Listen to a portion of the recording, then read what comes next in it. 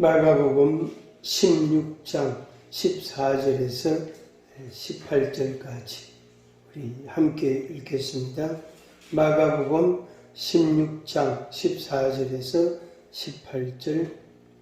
그 후에 11 제자가 음식 먹을 때에 예수께서 그들에게 나타나사 그들의 믿음 없는 것과 마음이 완악한 것을 꾸짖으시니 이는 자기가 살아난 것을 본 자들의 말을 믿지 아니함이라.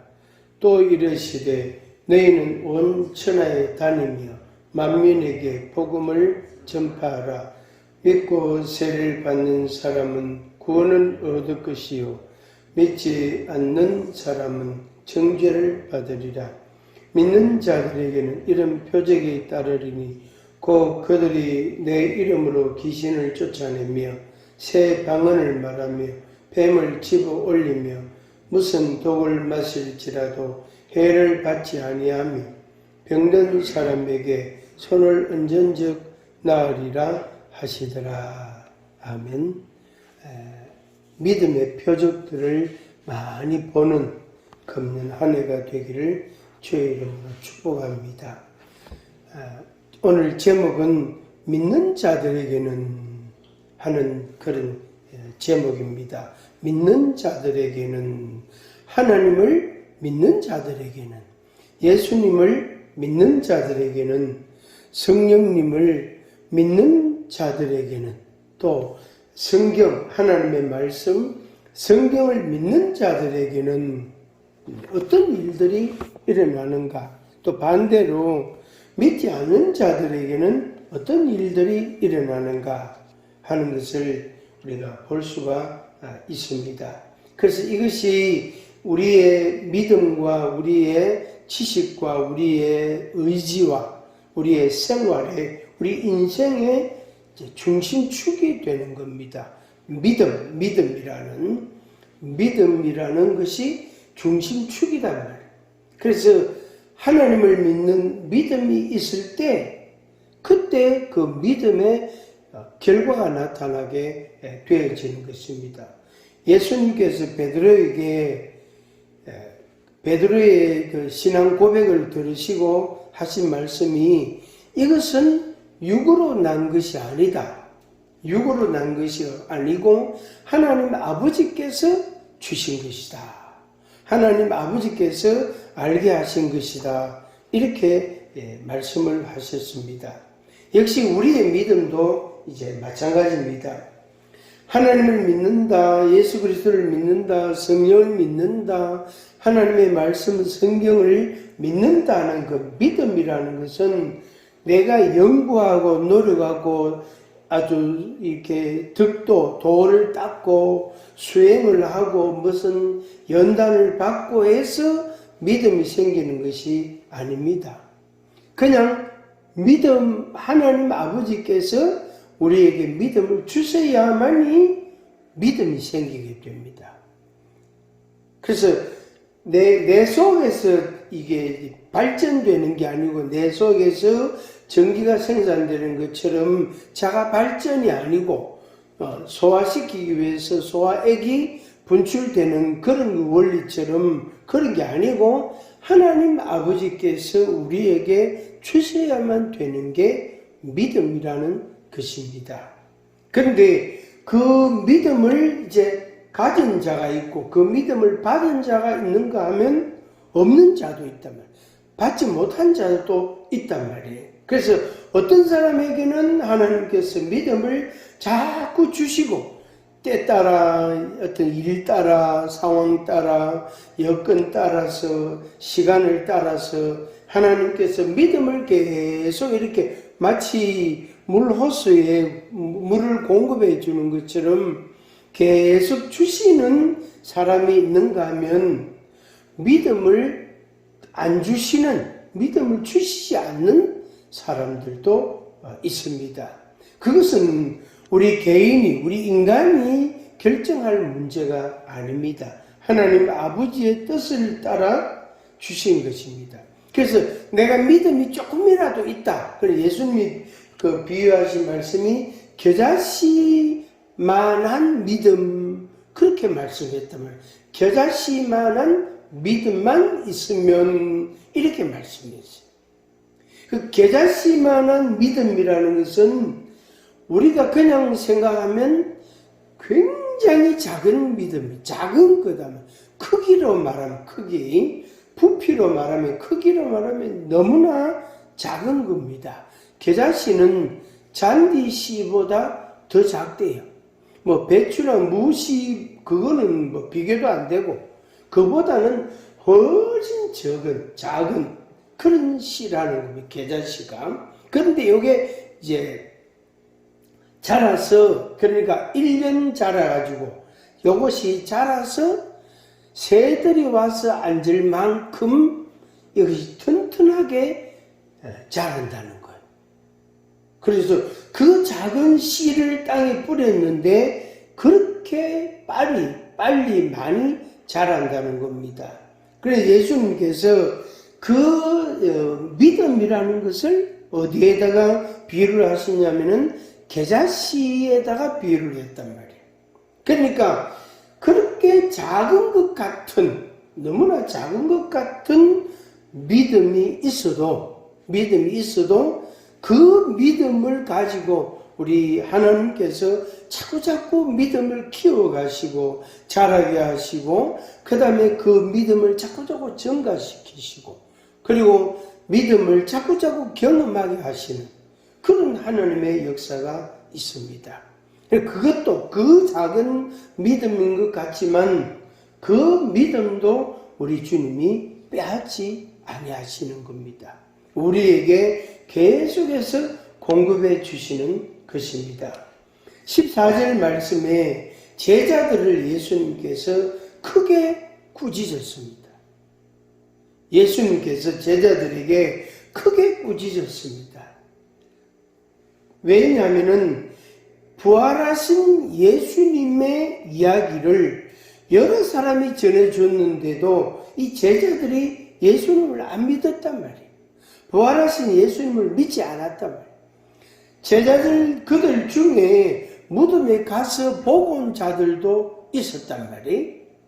그런데도 그들도 그렇고 그들이 전해주는 이야기도 안 믿었고 믿지 않았단 말이에요. 그래서 예수님께서 그들을 꾸짖으신 겁니다. 그리고 예수님의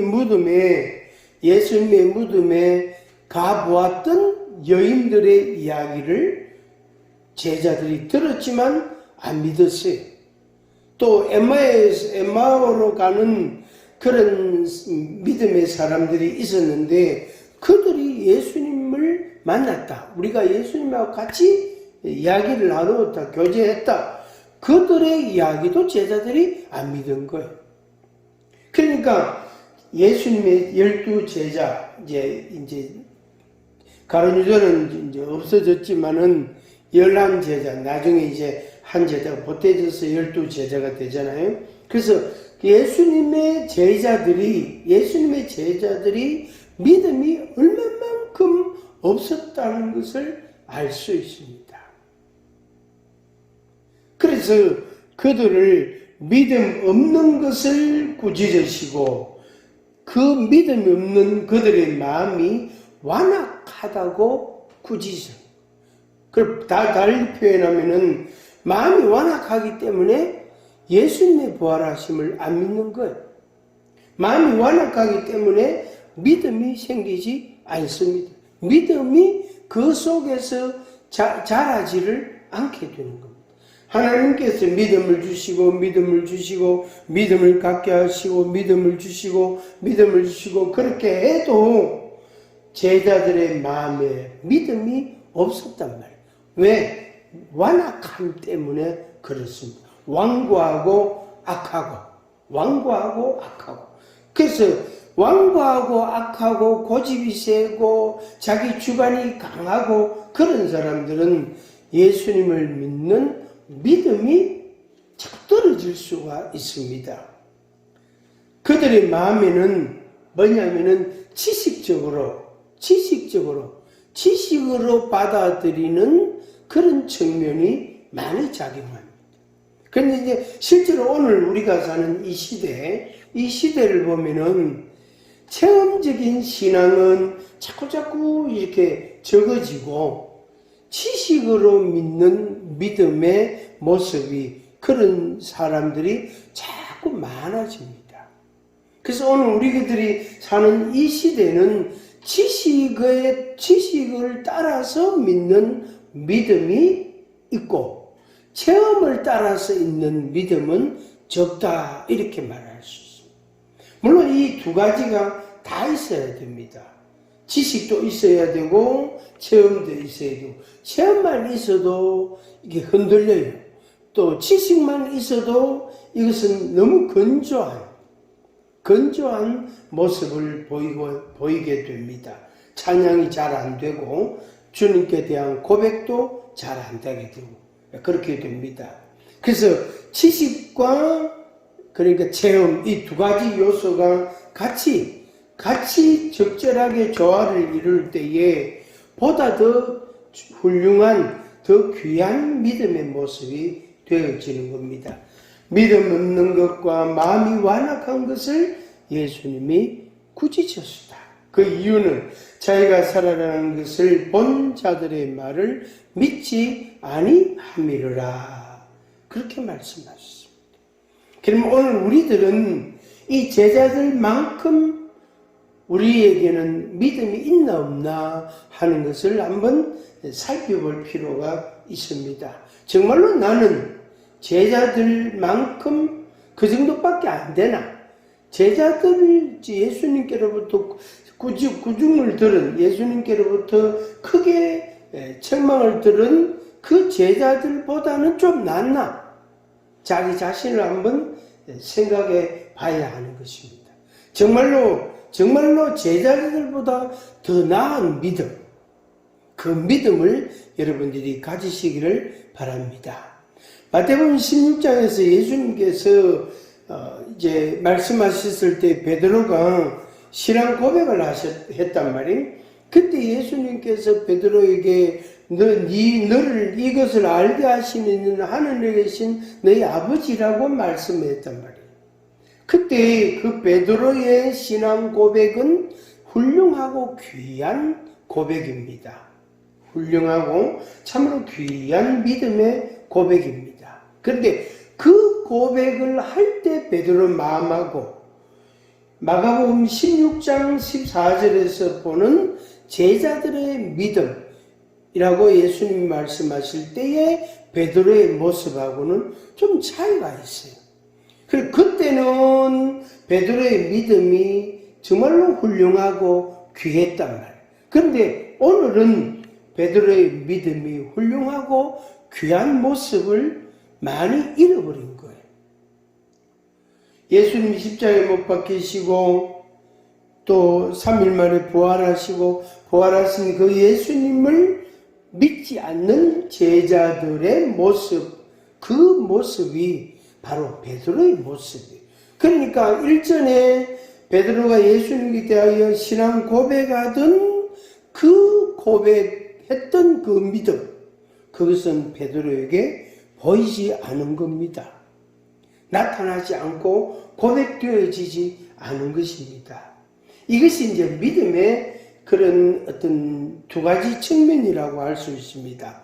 그러니까 어떨 때에는 믿음이 있고 어떨 때에는 믿음이 없고 또 이럴 때에는 믿음이 없을 것 같은데 믿음이 있고 또 저럴 때에는 틀림없이 믿음이 있을 것 같은데도 믿음이 없단 말이에요. 믿음이 없단 말이에요. 그래서 믿음이라는 것은 내가 예수님을 믿는 믿음이라는 것은 마치 파도같이 바다 물결처럼 좀 높을 때도 있고 좀 떨어질 때도 있고 좀 더 올라올 때가 있고 좀 낮아질 때도 있고 이렇게 변화가 있고 변동이 있구나. 태풍이 올 때 물결처럼 그 3, 4m 파도가 있고 뚝 떨어지고 그러면 이제 그 온전한 모습이 아닙니다. 그건 좀 문제가 많은 그런 모습이라고 할 수 있습니다. 평상시에 바다 물결처럼 높을 때 있고 낮을 때 있고 좀 더 나을 때가 있고 좀 못할 때가 있고 우리의 믿음이 그런 변화를 보이는구나 하는 걸 알게 됩니다. 사실 그렇습니다.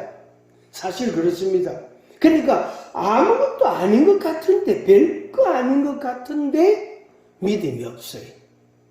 왜 그걸 못 믿지? 이런 게 있단 말이에요. 근데 또 어떨 때에는 아니 그걸 어떻게 믿나? 야, 너 대단하다. 어떻게 그걸 믿지? 이게 있다. 이런 게 있단 말이에요. 그 아브라함이 믿음의 조상이라고 하잖아요. 아브라함이 믿음의 조상인데 이 아브라함이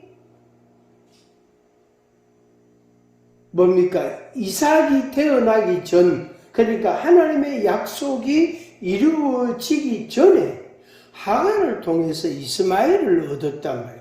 또 그 전에 그 이스마엘이 태어나기도 전 모습, 그런 모습들을 보면은 아브라함 믿음이 없습니다. 그렇게 믿음이 좋았던 아브라함에게 믿음이 없었어요. 근데 나중에 훗날 이제 시간이 좀 많이 지난 뒤에 하나님께서 아브라함에게 이삭을 모리아산에서 번제로 드리라, 바치라 그렇게 말씀하셨을 때에 아브라함이 그 이삭과 함께 모리아산에 가서 그 아들 이삭을 어떻게 번제로 하나님 앞에 드리려고 드렸단 말이에요. 그를 나무 위에다가 올려놓고 칼을 들어서 그 아들을 치려고 했단 말이에요. 그때 하나님께서 아브라함아 네 아들에게 손을 대지 마라. 네가 나를 사랑하는 줄 이제야 알았다. 그렇게 하나님께서 말씀했다. 그러니까 이스마엘이 태어날 때에 그 무릎에 아브라함의 믿음하고 자기 아들 이삭을 하나님께 바칠 때의 모습하고는 다릅니다. 이것이 이제 오늘 우리들의 믿음의 그런 변화를 보여주는 것이라고 하겠습니다. 오늘 우리가 이 예수님께서 하신 말씀, 믿음 없는 것과 마음이 완악한 것을 꾸짖을 수 있다고 말씀하신 이 말씀을 여러분 마음에 다시금 새기시기를 바랍니다. 그리고 이제 믿음 있는 자가 되기를 바랍니다. 그 다음에 이제 믿는 자들에게는 17절인데 그 앞에 두 절이 있는데 내용이 뭐냐면은 너희는 온 천하에 다니며 만민에게 복음을 전파하라 이 말씀을 하셨고 또 16절에서는 믿고 세례를 받는 사람은 구원을 얻을 것이요 믿지 않는 사람은 정죄를 받으리라 이렇게 말씀을 했습니다. 전파하라.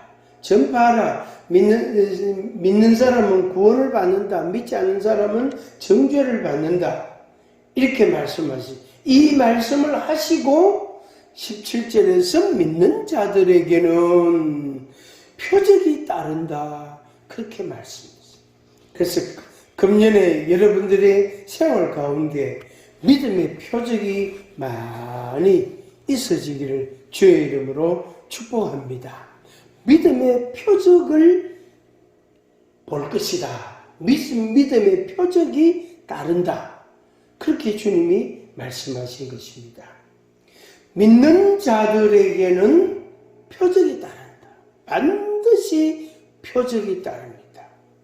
그것은 우리가 이미 이제 앞에서 볼 수 있는 성경에 예수님께서 행하신 행적들, 또 바울 사도, 베드로 등 사도들을 통하여 나타나는 행적들, 그런 것들을 통해서도 우리가 다 이해하고 확신을 가질 수 있습니다. 우선 예수님이 행하신 것 보면은 틀림없이 믿음의 역사라는 게 반드시 따랐단 말이에요.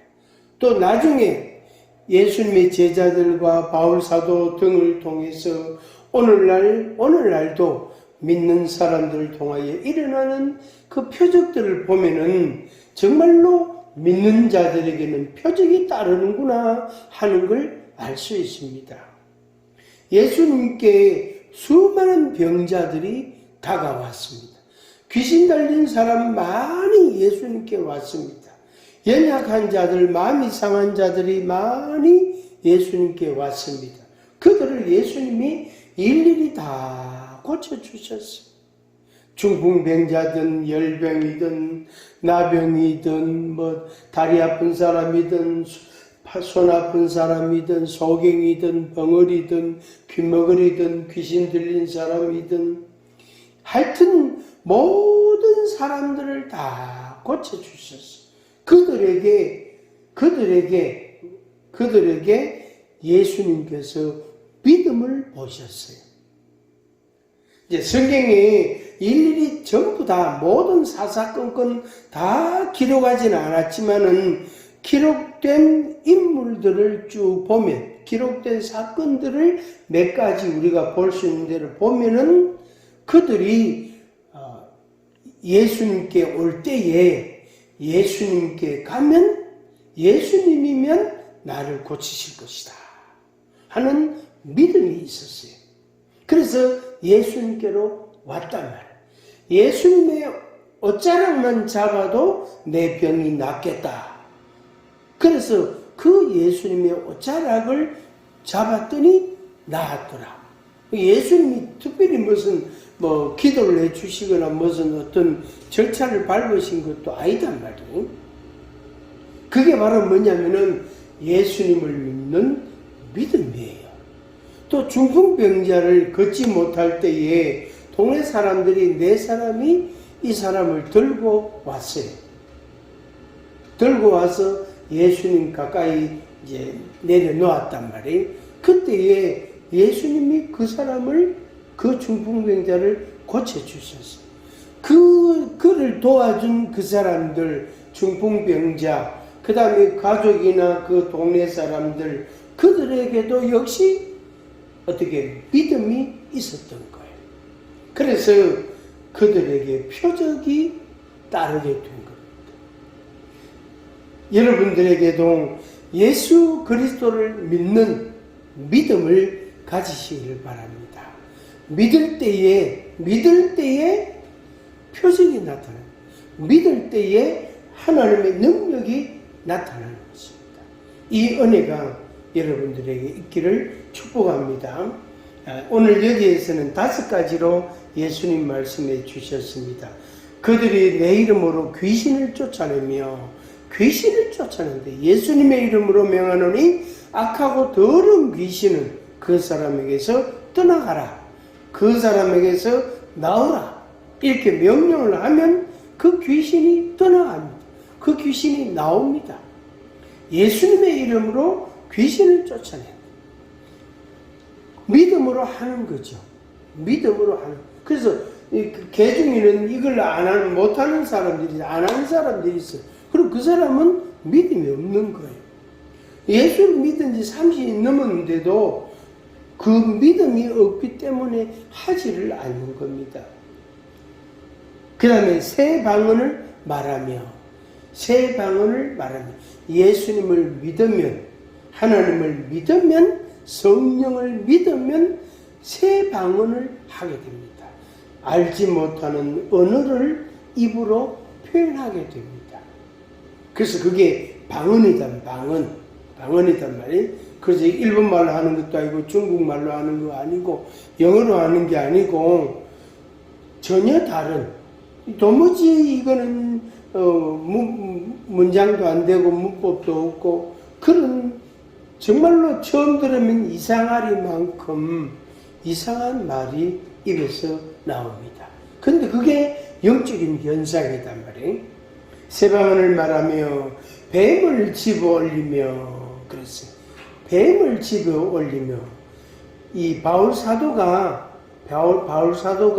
죄수의 신분으로 이제 로마로 가는 배를 이제 탔습니다. 백부장이 이제 군사 100명을 거느리고 이 바울을 이제 말하자면 호송하는 거죠. 책임을 지고 호송을 하는데 풍랑을 만나가지고 어떤 섬에 이 배가 다다르게 됐습니다. 그래서 그 섬에 내려가지고 하선을 해서 좀 이제 쉬게 되는데, 굶주렸기 때문에 쉬게 되는데, 거기에 나무를 모아서 불을 붙이니까 거기에서 독사가 나왔다. 근데 이 독사가 바울의 팔에 또 얹힌 거예요. 근데 물지도 않고 이 독사를 바울이 손을 흔들어가 떨어뜨리니까 그 불 속에 떨어지면 죽어버리잖아요. 근데 팔에 상처도 나지 않고 아무 이상이 없단 말이에요. 그래서 그 원주민들이, 그 섬에 사는 원주민들이 신이 내려왔다 이렇게 부르면서 바울을 마치 신이 내려온 신으로 여기고 그 앞에 절을 하고 막 제사를 지내려고 하고 이런 태도를 보이게 되었습니다. 뱀을 집어 올리며 그랬어요. 예수님께서 뱀을 집어 올린다. 믿는 자들에게는 이런 표적이 따르는데 뱀을 집어 올린다. 그게 이제 바울을 통해서 우리가 보게 됩니다. 그 다음에 무슨 독을 마실지라도 해를 받지 아니하며, 이것은 우리가 여러 가지 음식들을 먹는데 음식들 속에 독성이 다 있단 말이에요. 완전한 식품이라 할지라도 그 속에 좀 강한 그런 성질, 강한 그런 독성이 그 속에 다 있습니다. 근데 이제 여러 가지를 섞어 먹으니까 이게 다 중화가 되는 거죠. 그래서 우리가 단순하게 독을 마실지라도 해를 받지 않는구나. 하나님께서 이 식물에 있는 독을 저 식물에 있는 걸로 또 그걸 어떻게 중화시켜주고 해독을 해주시고, 그렇게 우리가 먹는 음식들에 사용되어진다 하는 것입니다. 그 다음에 병든 사람에게 손을 얹은즉 나으리라. 아멘. 믿는 자들에게는 표적이 따른다. 병든 사람이 있으면 그에게 손을 얹힌다. 그에게 손을 얹으면 고침을 받는다. 하나님께서 고쳐주신다. 치료해 주신다 하는 것입니다. 그래서 자기 몸이 좀 아프거나 통증이 있을 때에도 그렇게 하고, 또 친구나 이웃이나 가족이나 누가 아프다 그러면은 내가 기도해 줄까 해서 손 얹고 예수님의 이름으로 기도해 주고, 그러면은 그 병이, 그 고통이, 그 염증이, 통증이 사라진단 말이에요. 그 어떻게 이렇게 되노? 이것은 예수님의 이름으로 된다. 예수님의 능력으로 되는 것이다 하는 것을 증거합니다.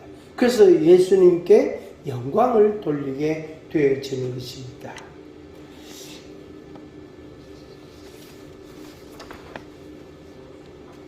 믿는 자들에게는 5가지 표적이 따릅니다.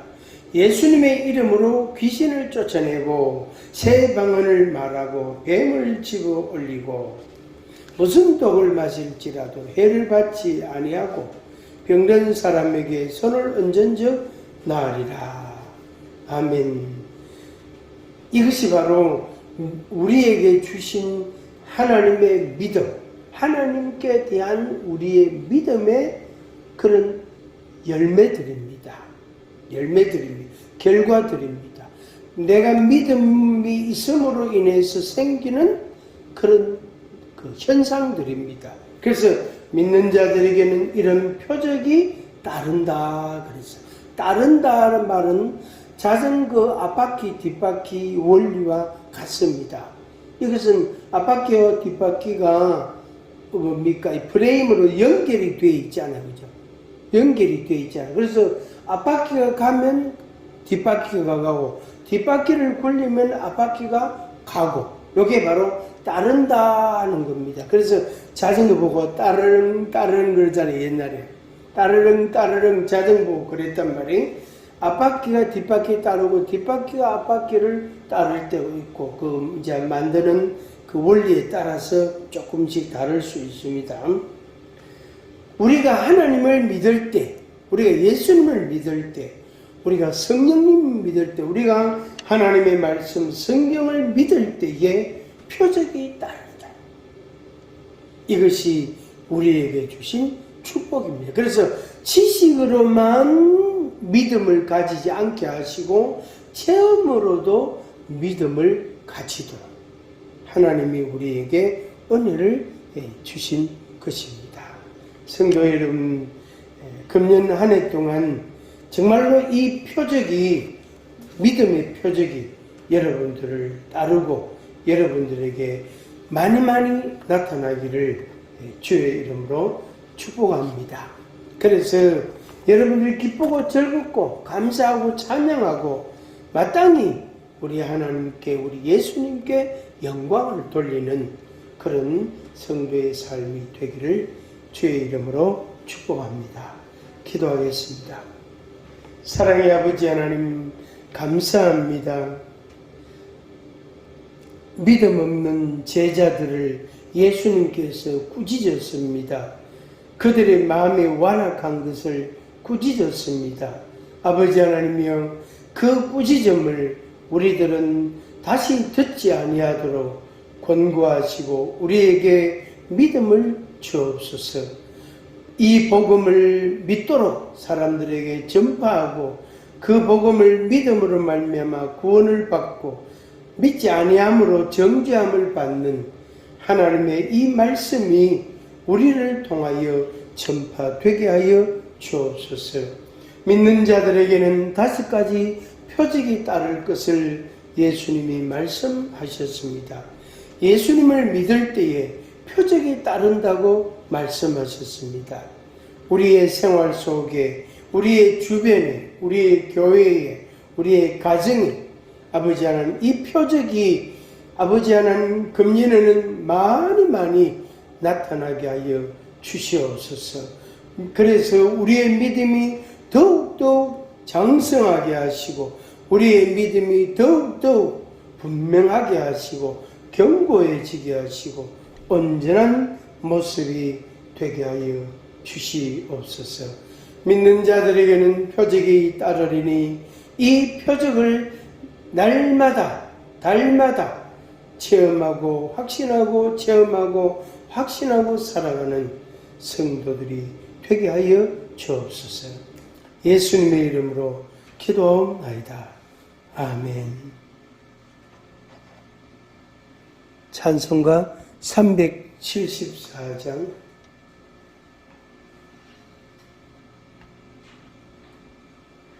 나의 믿음 약할 때에